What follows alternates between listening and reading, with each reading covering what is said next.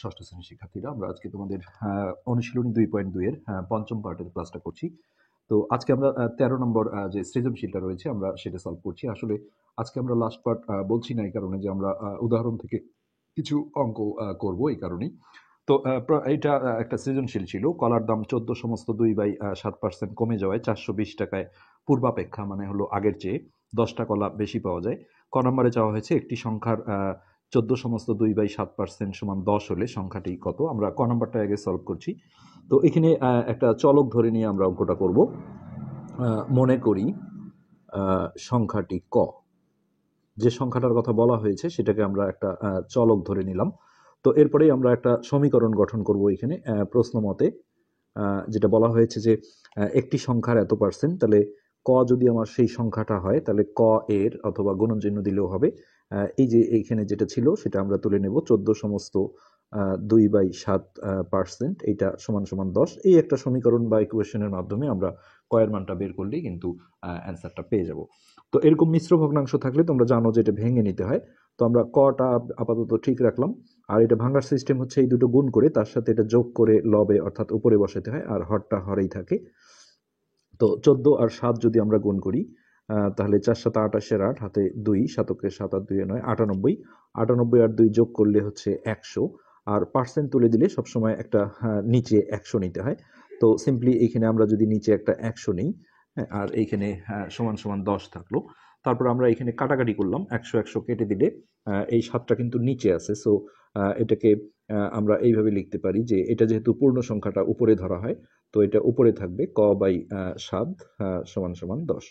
এবার 7টা যেহেতু নিচে আছে, এটা সমাধানের ক্ষেত্রে সমীকরণের ক্ষেত্রে এই পাশ থেকে ওই পাশে পাঠালে যেহেতু ভাগ আছে ওই পারে গেলে গুণ হয়ে যাবে, অর্থাৎ ক সমান সমান হচ্ছে 7 গুণন 10। তাহলে এই কয়ের মান আমরা পাচ্ছি হচ্ছে 7 10 70। তো সেক্ষেত্রে আমাদের ওই সংখ্যাটি হলো 70, সংখ্যাটি 70। এটাই আমাদের ক নম্বরের রেজাল্ট। এটা আমরা ইচ্ছে করলে শুদ্ধি পরীক্ষা করেও আসলে দেখতে পারি। তারপরেও আমরা করছি না, আমরা জাস্ট একটু দেখি উত্তরমালায় আসলে অ্যান্সার শিটটার সাথে আমরা একটু মিলিয়ে নিতে চাই। সৃজনশীলের উত্তরগুলো নাই, যার কারণে আমরা এটা শুদ্ধি পরীক্ষা যদি করতে চাই তাহলে আমাদের এইরকম করতে হবে যে একটি সংখ্যার এত পার্সেন্ট, তো এই 70 যদি আমাদের সংখ্যাটা হয়, এর এত পার্সেন্ট যদি আমরা করি, এটা আমরা ভেঙে দেখলাম যে 100/7 আসছিল। তো এই 100/7 আর ওই পার্সেন্ট তুলে নিচে আরেকটা যদি 100 নেই, হ্যাঁ, তাহলে এই 100 100 কেটে দিলাম, আর 7 দিয়ে এই 70কে কাটলে 10 হয়। এই যে বলা ছিল যে 10 হবে, এইভাবেই বোঝা যায় যে অঙ্কটা আমার কারেক্ট হয়েছে। এরপরে আমরা খ নম্বরে আসছি। এটা খুবই একটা ইম্পর্টেন্ট অঙ্ক বলা যায়। এখানে যেটা বলা হয়েছে প্রতি ডজন কলার বর্তমান দাম কত। তো এখানে একটা কথা বলা হয়েছে যে কলার দাম এত পার্সেন্ট কমে যাওয়ায়, হ্যাঁ, 420 টাকায় আগের চেয়ে 10টা কলা বেশি পাওয়া যায়। তাহলে সেক্ষেত্রে আমরা যদি জানতে পারি যে এই হারে কমে যাওয়াতে আসলে 420 টাকায় দামটা কত কমেছে, হ্যাঁ, সেটাই কিন্তু এই 10টা কলার বর্তমান দাম হবে, কেননা এটা তো আমাকে এমনি দেয়নি। তো এখানে যেটা করতে হয়, 100 টাকায় দাম কমে এত টাকা, এইভাবে একটা লাইন সাজিয়ে নিতে হবে। 100 টাকায় দাম কমে আমরা ওই মিশ্র ভগ্নাংশটাও লিখবো সাথে, বা দিয়ে এখানে আমরা ভেঙে দেবো এটা। তো এটা আমাদের আগেও আমরা ভেঙে দেখেছি, 100/7 আছে, 100/7 টাকা। তো এখানে প্রথমে আগে একে বের করে নিতে হবে। 1 টাকায় দাম কমে, এটা নিচে যাবে, অর্থাৎ এই 7-এর সাথে বসবে, বাট একটা গুণ চিহ্ন দিয়ে বসাতে হবে। নিচে আসা মানে এটা ভাগ হয়ে গেছে। তো আমরা আগেই কোনো ক্যালকুলেশনে যাব না। এখানে এখন আমরা ওই 420 টাকায় বের করব যে 420 টাকায় আসলে কত টাকা দাম কমে গেল। এই 420 টাকা আমরা এখন উপরে দেব, তাহলে 100 গুণন 420, আর নিচে ছিল 7 গুণন 100। তো আমরা সিম্পলি 100 100 কেটে দিই, আর এটা আমরা 7 দিয়ে যদি কাটি তাহলে এটা একবার যায়, আর এটা 6 7 42 শূন্য, নিচের একের কোনো ভ্যালু নেই। সো উপরে যেটা আসলো অর্থাৎ 60 টাকা। এই 60 টাকা হলো 420 টাকায় 60 টাকা দাম কমে গেছে এই হারে দামটা কমাতে। তাহলে এই 60 টাকা দাম কমাতেই কিন্তু আমাকে এখন হচ্ছে যে 10টা কলা আমাকে বেশি দিচ্ছে। তাহলে এই 10টা কলার বর্তমান দামই হবে এই 60 টাকা। তো আমরা এইখানে লিখবো যে 10টি কলার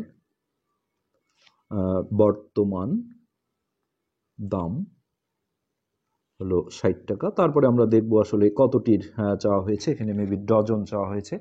প্রতি ডজন কলার বিভিন্ন চাইতে পারে, হালি চাইতে পারে, হালি মানে 4টা, আর 1 ডজন মানে হচ্ছে 12টা। তো এটা আমরা যদি এখানে একটু লিখে নেই যে 1 ডজন সমান 12টি, তাহলে এখান থেকে প্রথমে এগুলো সবই ঐকিক নিয়মের থেমে করতে হয়। প্রথমে একটি বের করতে হয়।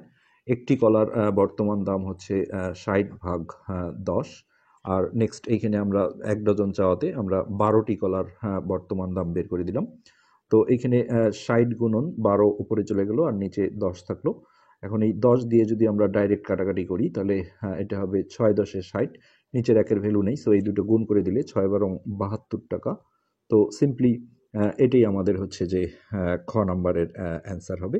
এরপরে আমরা গ নাম্বারটায় যাব। এখানে বলা আছে প্রতি ডজন কলা কত দামে বিক্রয় করলে এত পার্সেন্ট লাভ হতো।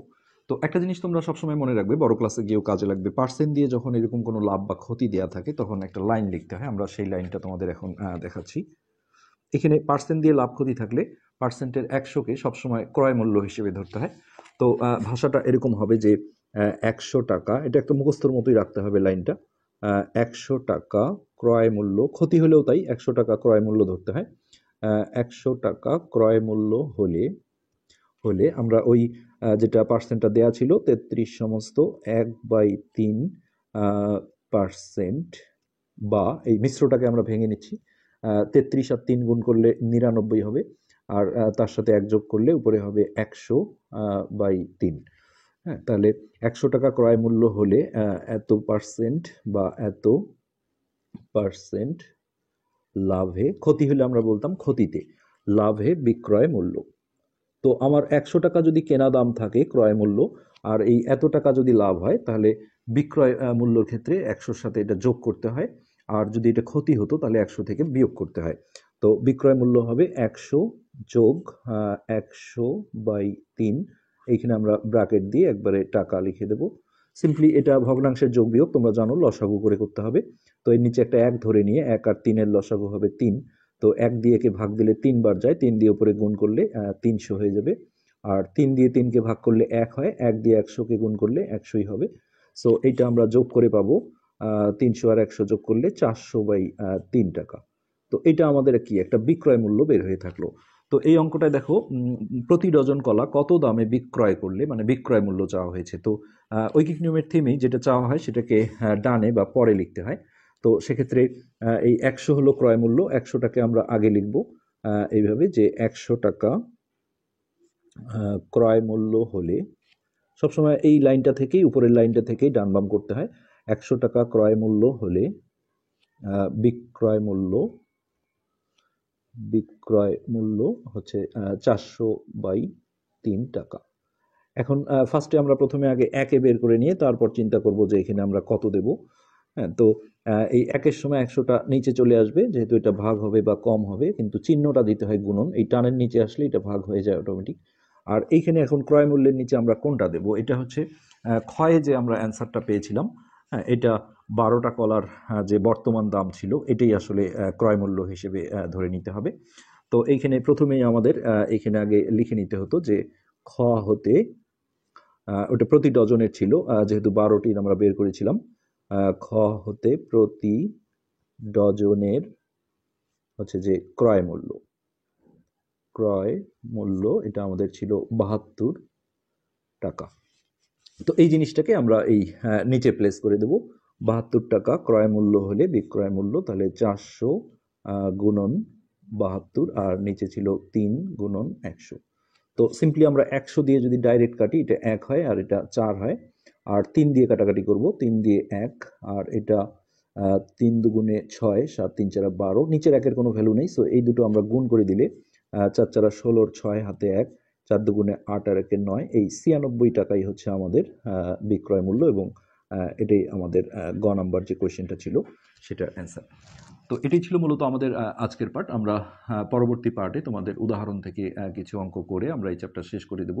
যারা চ্যানেলটা সাবস্ক্রাইব করোনি রিকোয়েস্ট করবো সাবস্ক্রাইব করতে। ধন্যবাদ।